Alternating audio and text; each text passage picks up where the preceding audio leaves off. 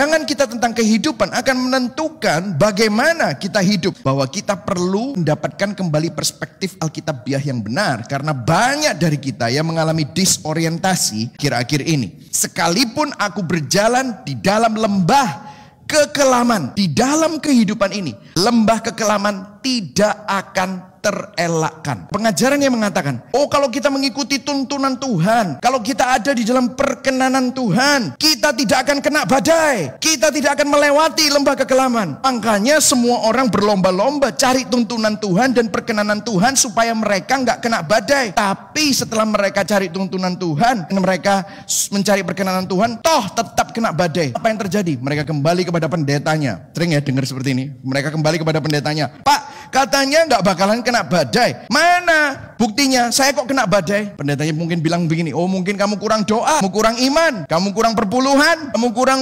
pelayanan. Halo? Ini bukan doktrin Alkitabiah. Ajaran Kristen apa itu, saudara? Ini bukan pengajaran Injil. Salah besar. Tuhan yang menuntun kita melalui bahkan waktu kita harus berjalan di dalam lembah kekelaman. Saya mau kasih tahu kepada saudara bahwa tidak ada jaminan. Alkitab tidak pernah mengajarkan bahwa kalau saudara dituntun oleh Tuhan, saudara tidak akan mengalami lembah kekelaman. Halo?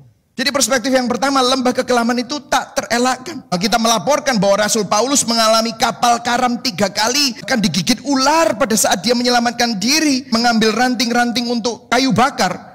Apakah Paulus tidak mengikuti tuntunan Tuhan? Apakah Paulus kurang dekat sama Tuhan? Biasanya kan langsung gini kan, kamu mungkin kurang dekat sama Tuhan, kamu mungkin kurang ini, kurang itu, sehingga yang salah kamu. Itu teologi gak benar, saudara. Kenapa? Karena kalau kita berdasarkan itu semua, seakan-akan kita ini bisa melihat Tuhan seperti vending machine. Taruh uang, kita pencet kodenya, keluarlah apa yang kita inginkan. Minta kesembuhan, kita berdoa, kita perpuluhan, kita pelayanan, kita beribadah, terus nanti keluarlah kesembuhan mujizat. Apakah begitu? That's not what the Bible is saying. Halo, saudara? Jadi Alkitab melaporkan bahwa Rasul Paulus saja mengalami hal itu. Jadi kita bukan melihat Tuhan seperti mesin instan di mana kita bisa minta dan menciptakan Tuhan versi kita sendiri.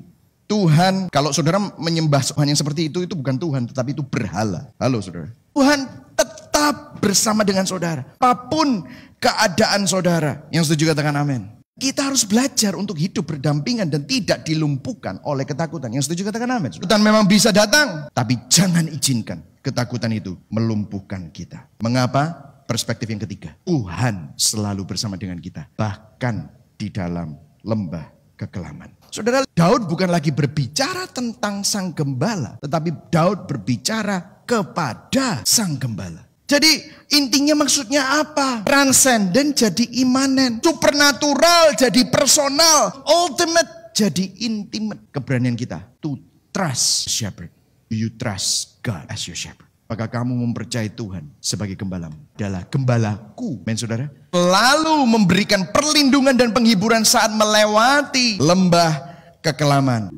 Tuhan sebagai gembala kita melindungi kita dari serangan dari luar, ancaman dari luar, apakah itu predator, apakah itu pencuri. Beberapa dari saudara, Tuhan ingin mengembalikan engkau pada panggilan. Tuhan ingin mengembalikan engkau supaya kamu tidak hidup dilumpuhkan lagi oleh ketakutan. Gembala yang baik tidak pernah membiarkan dombanya tinggal di dalam lembah kekelaman, tetapi memimpin dombanya keluar dari lembah itu. Yang setuju katakan, God is gonna bring you, tapi move forward.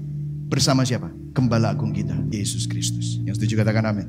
Seringkali kita mengerti tentang Tuhan, tetapi kita jarang seperti anak itu. Ngomong bukan tentang mamanya, bukan tentang Tuhan, bukan tentang gembala kita, tetapi ngomong kepada tuh gembala. Saudara bisa ngerti doktrin banyak. Saudara bisa kenal dan membicarakan banyak hal tentang Tuhan. Do you talk to shepherd? Do you talk to God? Do you pray to Him? Satu-satunya cara to move forward kalau saudara membuat yang transcendent itu jadi imanen. Yang supernatural relasi dengan Tuhan. You talk to God.